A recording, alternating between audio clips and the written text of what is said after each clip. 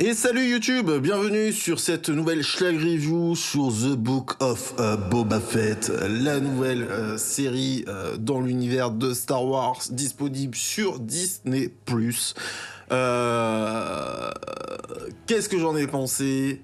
La réponse dans quelques instants, bien sûr, comme à chaque fois. On va essayer de faire un minimum de spoil, même si je vais m'en autoriser un petit qui va pas vous spoiler, entre guillemets, le contenu de la série, mais l'apparition d'un personnage, parce que je réfléchissais à ne pas vous en parler, mais en vrai, déjà que je suis un peu frustré par le fait que des fois j'ai l'impression de passer complètement à côté du sujet, parce que je peux pas parler du sujet, étant donné que je veux pas vous spoiler.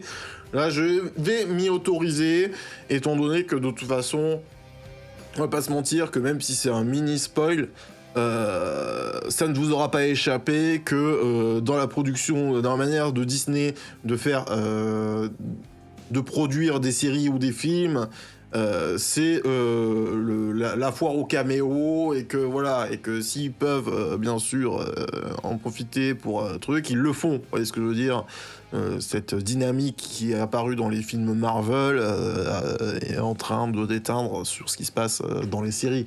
J'en ai bien l'impression, et The Book of Boba Fett en est le parfait exemple. Mais bon, bref, The Book of Boba Fett,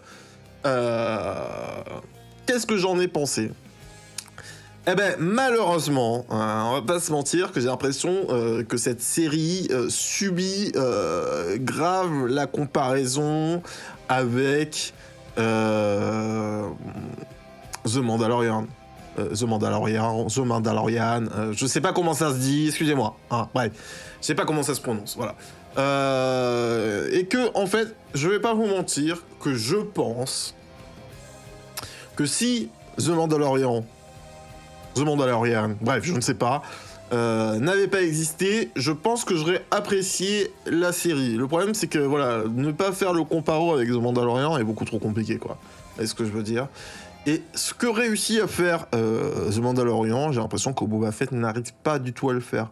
Pourquoi? Parce que dans un premier temps, alors, si vous voulez, moi je suis, pour moi, en fait, voilà, déjà dans un premier temps, c'est que la première partie de cette série utilise, alors, je sais pas, j'ai l'impression que le procédé finit par disparaître assez rapidement. En même temps, c'est des séries qui sont assez courtes, je crois que c'est 7 épisodes.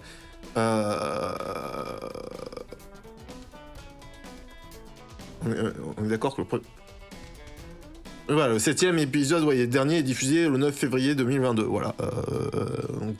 Ah tiens, pour une fois, c'est une Schlag Review qui est faite dans les temps, let's go! On applaudit bien fort!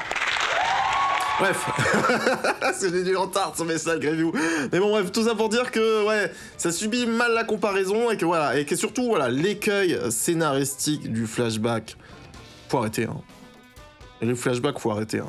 Ce que je veux dire, c'est que je suis persuadé, et même si j'en ai peu en tête, qu'il y a des très bons exemples d'une bonne utilisation de flashbacks, mais dans 90% des cas, les flashbacks, c'est mal utilisé, et The Book of Boba Fett en fait partie, quoi. Donc voilà, c'est-à-dire que pour moi, scénaristiquement parlant, le flashback, c'est le niveau zéro du storytelling, en fait. C'est tu utilises un flashback quand tu n'arrives pas à intégrer des éléments passés à ton histoire présente. Vous voyez ce que je veux dire? Et là, j'ai l'impression que voilà, le début de la série commence avec plein de flashbacks et qui, pour le coup, quand tu regardes la fin de la série, t'as l'impression que tu as envie de te dire, mais à quoi ça a servi, en fait, quoi? Parce que les flashbacks sont utiles, parce qu'ils permettent de mettre en place... Bon, je vais vous dire, parce que voilà, ça fait partie des premiers épisodes, hein, voilà, tu suis... Enfin, ça fait partie des premières minutes du truc, voilà, tu suis Boba Fett avec une tribu dans le désert sur Tatooine, qui sont les Tuskiens, excusez-moi, moi les noms, c'est compliqué. Et donc voilà, et donc il y a tout un truc qui se développe suite à ça, leur Boba Fett et ses relations avec eux, tout ça, pour amener à un truc à la fin de la série.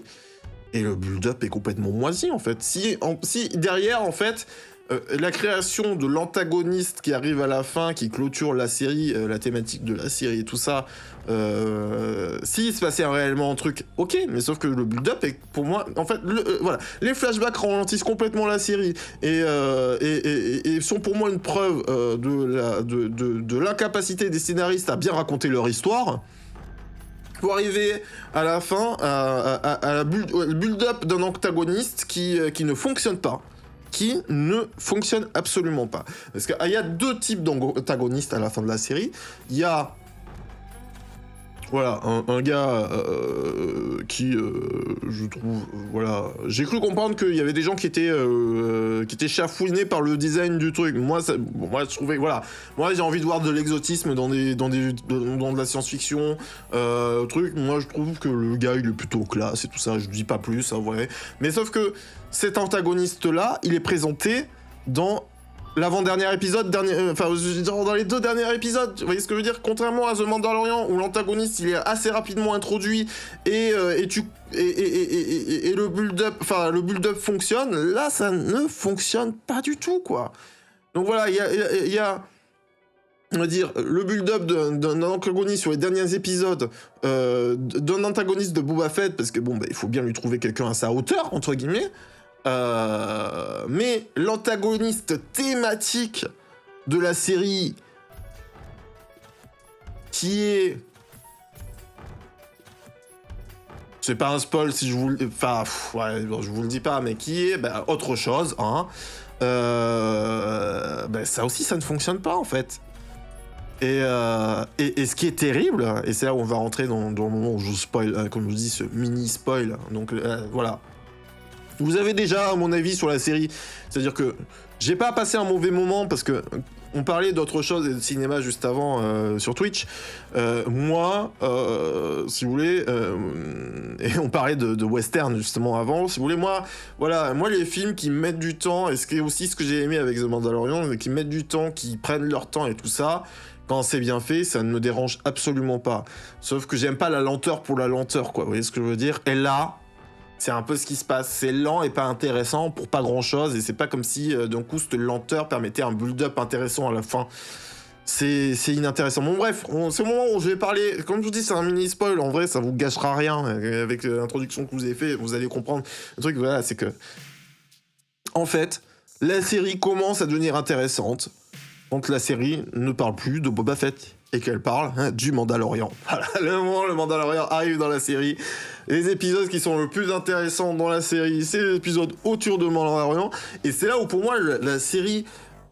En fait, plus j'ai réfléchi avec vous, plus je me dis c'est un tollé en fait. Plus voilà, pour moi je vous dis, elle me laissait un peu indifférent, je trouvais pas ça ouf parce que effectivement elle a du mal à subir la comparaison avec The Mandalorian. Mais le problème c'est que la série de Boba Fett sert aussi à clôturer un arc scénaristique de The Mandalorian. À tel point ils ont rien à raconter en fait dans Boba Fett. En fait c'est ça qui se passe, quoi. C'est-à-dire que des trucs dont on devrait avoir les solutions dans la saison 2, je sais plus où on en est dans Mandalorian et tout ça, dans la saison 3 de Mandalorian, en fait, ça se clôture dans Boba Fett, quoi. C'est dire à quel point ils ont pas réussi à exploiter le personnage. Et on en arrive, ça c'est bon, là, voilà, ça c'est une critique hors de la série, mais on va dire une critique du traitement global de Disney et de ses multiverses, on va dire. Ça veut dire que en fait on va reprendre Mandalorian, et en fait si t'as pas vu The Book of Boba Fett, il te manquera des éléments scénaristiques pour t'auras un trou scénaristique qui te manquera, qui te permettra de pas comprendre certains trucs, quoi. C'est ça qui est véritablement que c'est l'objectif, quoi. C'est enfin ils assument, il y a pas de soucis, c'est pas un problème pour les gens qui ont fait cette série, quoi. Moi, je trouve que c'est problématique, quand même. D'être obligé de se regarder une série de merde pour pouvoir apprécier sa série favorite, quoi. Je troll. Je troll. C'est comme je dis. Malgré tous les défauts que je viens de truc, j'ai quand même passé un bon moment. Mais c'est pas hyper intéressant, quoi. C'est-à-dire que c'est intéressant parce que c'est du Star Wars. Et que, ah oui, autre bon point de la série. C'est que, en vrai... Moi, en fait, c'est un peu ce qui m'avait frustré. Et en fait, c'est un peu ce qui me frustre, on va dire, dans les films Star Wars, même si, je sais pas si ça a toujours été le cas des films Star Wars. Ce que je veux dire, c'est que moi, ce que j'aime, Comme je dis, moi, ce que j'aime dans Star Wars, c'est l'exotisme. Là, ce que j'apprécie, c'est que plutôt que quand dans Star Wars, dans les derniers films, on voit des bouts de planète pendant 5 minutes, truc, voilà.